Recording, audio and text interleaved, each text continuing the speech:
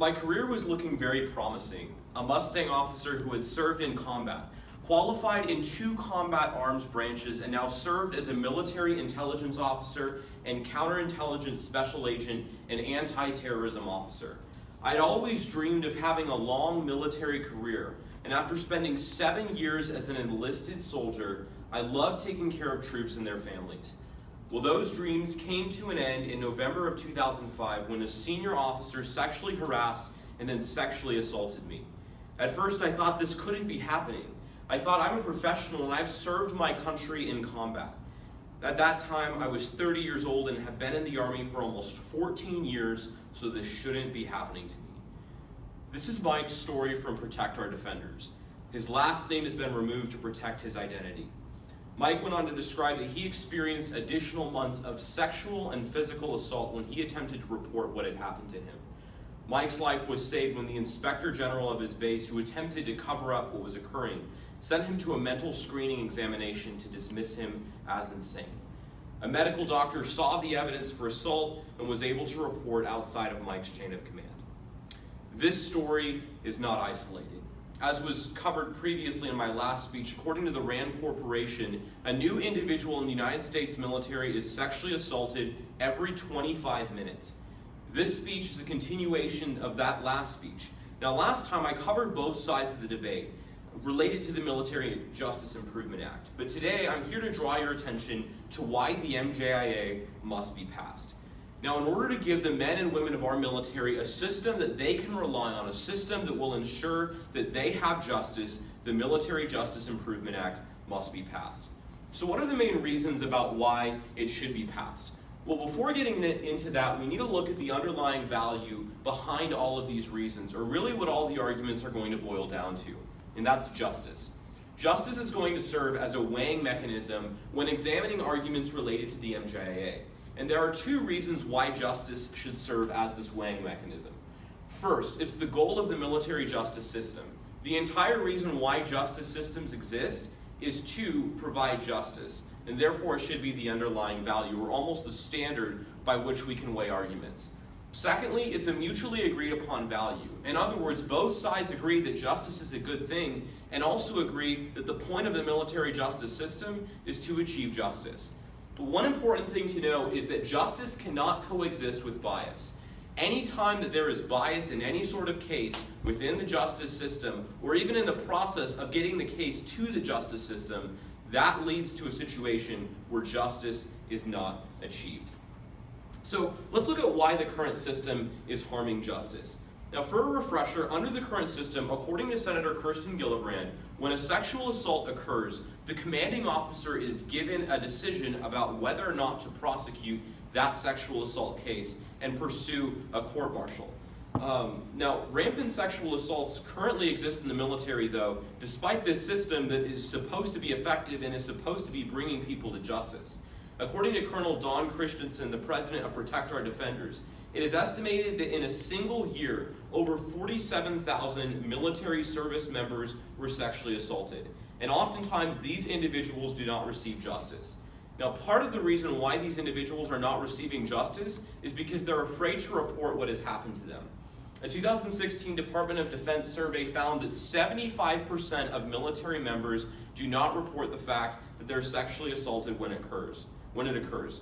Now, part of the problem is found from the RAND Corporation, which says that 60% of victims are sexually harassed by people in their chain of command. And so what does this mean for victims? Well, soldiers know full well who is going to be deciding whether or not their case will be prosecuted. And the simple fact is that you're not going to have justice in a situation where the perpetrator has the decision to prosecute his own case. The status quo isn't achieving justice. That's exactly why the MJIA needs to be passed. But furthermore, the MJIA is actually going to be successful at achieving that underlying value that we had highlighted earlier of justice. Now, according to Senator Kirsten Gillibrand, she stated, "It is time to say enough is enough. Incremental progress at best just isn't good enough when the problem undermining the readiness of the military is this deep. Men and women sacrifice for our military, and they deserve a system of justice worthy of that sacrifice. We need actions to give them an unbiased military justice system that will root out and punish sexual predators, not the status quo, which continues to protect them. So in essence, what we see is that the MJIA will increase prosecutions. What does that mean? Well, when prosecutions increase, we have increased justice.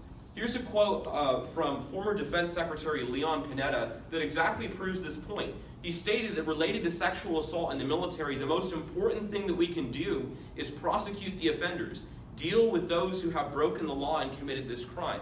And if we can do that, then we can begin to deal with the issue and send a signal that this is a problem that we're not going to deal with in the United States military.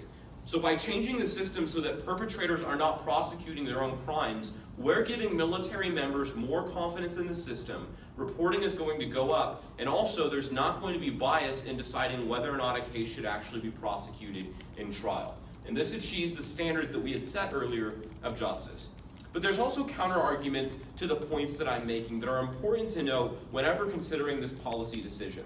Now, many, including Charles Stimson of the Heritage Foundation, have actually stated that justice would decrease if the MJIA would be passed. And his point is that if you actually go back and look at the numbers from history, that there would be less amounts of cases that would be successfully prosecuted if the MJIA were to be passed.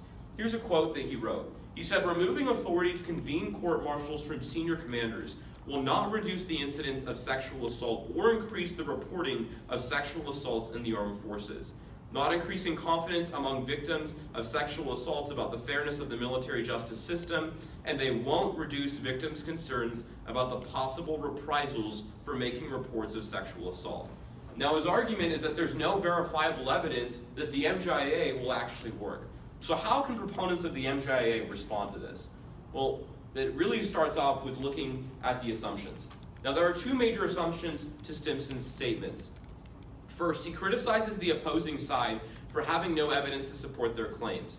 Yet, the evidence that the opposing side is looking at is the same exact evidence, the same exact numbers that he's looking at to try and make his claims. And if his evidence is not good enough, then the evidence of the opposing side is not good enough either. He's judging himself on a standard, he's judging the opposing side on a standard that he's not judging himself upon. But secondly, also, he assumes that justice can exist when perpetrators are expected to prosecute their own cases. Now, precedent proves that both of these assumptions are false.